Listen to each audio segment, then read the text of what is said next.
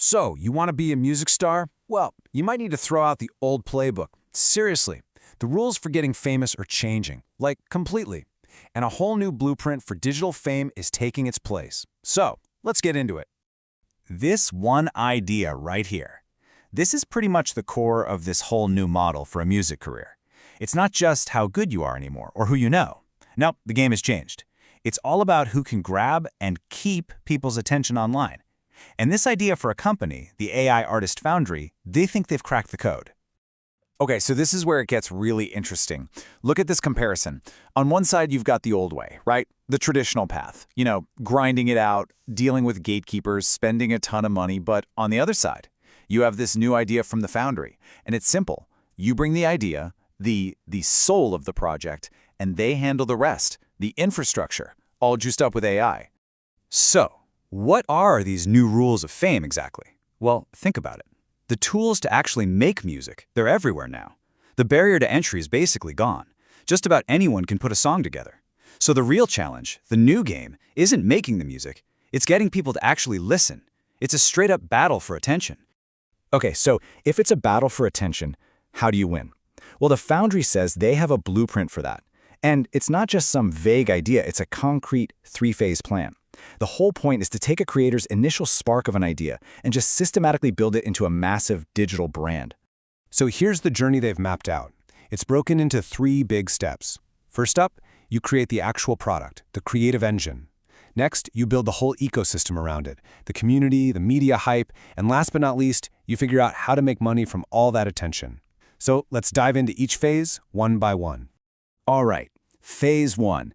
This is all about the launch, the big debut. The goal here is to come out swinging with a really high-impact portfolio of work, something that right away, right out of the gate, establishes a totally unique sound, a vibe, an identity for this new artist. And what do you actually get at the end of this first phase? We're not talking about just one song. Nope, we're talking a full-blown debut album. The promise is 10 studio-quality tracks, all professionally curated and generated by AI, but, and this is key, all based on your original vision. But here's the thing, it's way more than just the music. So the artist brings the big ideas, right?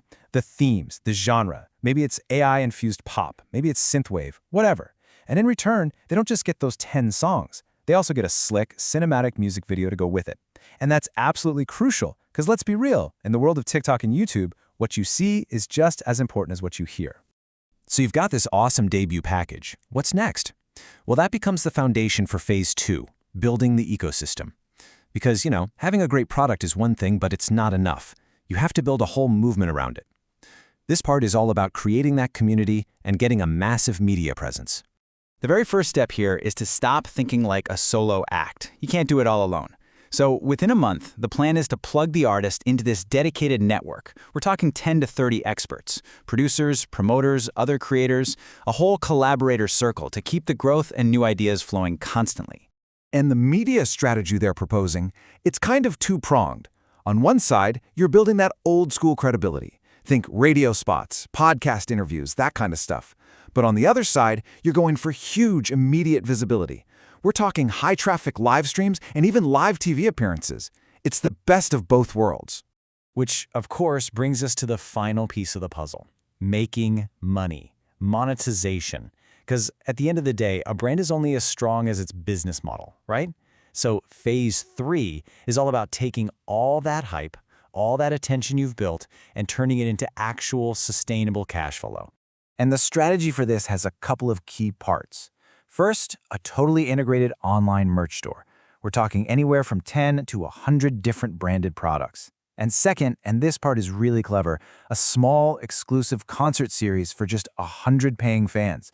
Now, the goal here isn't just about the ticket sales. It's about proving that people will pay and creating that powerful FOMO, fear of missing out, that gets everyone else talking. So when you step back and look at the whole picture, what are the big advantages here? What makes this AI-driven model supposedly so much better than the old-school industry path? Well, it really boils down to 3 main things. First off, pure, unadulterated speed. The claim is, get this, you can go from a simple idea to a full-blown brand with an album, a music video, a media plan, and a merch store in just 30 days. I mean, that's just an insane velocity. The second huge advantage is ownership. This is a big one. You know how traditional label deals can be super complicated and you might sign away your rights? Well, in this model, the artist keeps full ownership of their image, their music, their store, everything. And finally, there's scalability. Think about it. A human artist has to sleep. They get tired. An AI? Nope, it never gets tired. This means the brand could, in theory, just keep pumping out content, new versions of songs, new ideas, 24/7, just constantly feeding the algorithm and giving the audience more without ever burning out. Okay, so this all brings us to a much bigger question, right? Looking at the big picture, what does a model like this really mean for the future of creativity? What does it mean for the identity of an artist? Well, in a nutshell, the whole value proposition is this. The artist's job kind of changes. They're not necessarily the craftsperson anymore, the one slaving away for months in a studio. They become the visionary, the creative director. They provide the soul. And then this AI-powered machine, it handles all the heavy lifting. And that really leads to the final and maybe most important question. I mean, if AI can write the songs, make the videos, and build the whole business, what's left for the human to do? What's their role? It really makes you think about what authenticity even means anymore. And if you can build a whole brand this fast, what stops the market from just being flooded? Is that initial idea, that soul, is that really enough to define an artist? It's a lot to think about. The people behind this whole concept, they've adapted that classic saying for today. They basically say, the best time to start a music career was 20 years ago. The second best time is now, with an AI at your side and a foundry at your back. That's a pretty bold claim, right? But it suggests we are at this massive turning point, with tools so powerful they're challenging everything. I mean, everything. We thought we knew about what it takes to become a star.